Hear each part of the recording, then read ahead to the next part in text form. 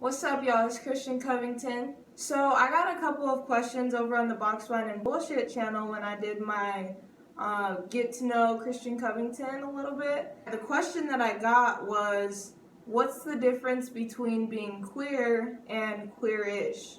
Like, what does queerish mean?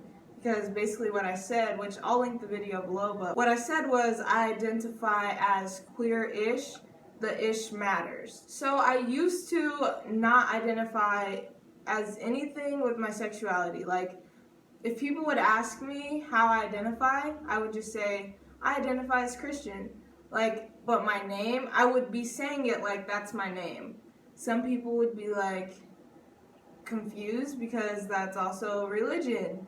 And then they could tell either because I had a girlfriend or because they assume by the way that I dress that I did not identify as straight. So when I said Christian, it would kind of throw them off, like, what do you mean? And I'd be like, that's just me, that's my name, and I have no sexual identity, is usually what I would say. So one time I went on this retreat, and basically we had to break up and get into different groups based on our sexual identity.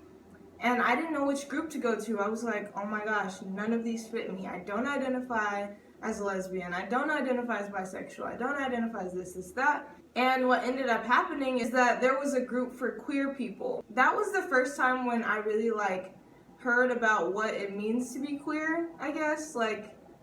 That's the first time I heard it be used as an identity.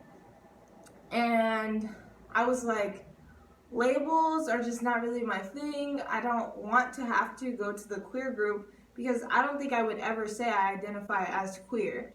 But that's the one that fit me best over all of the other groups. So it was like, okay, I like what I like when I like it. I guess that's kind of what queer means. I don't ever want to have to say that I'm queer just because I don't like saying that I am something. Like, I don't like being put in a group. I don't like labels.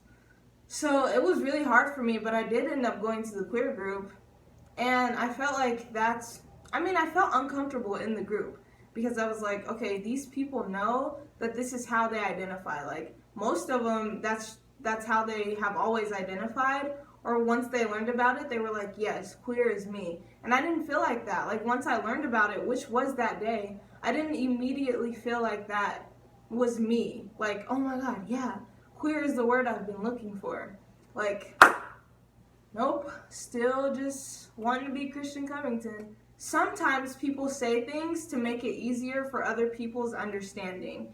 And that's what I do in this case. So it's like I identify as queer for other people to better understand my sexuality, not for my own self. Like, if it was up to me, I would not say I identify as anything.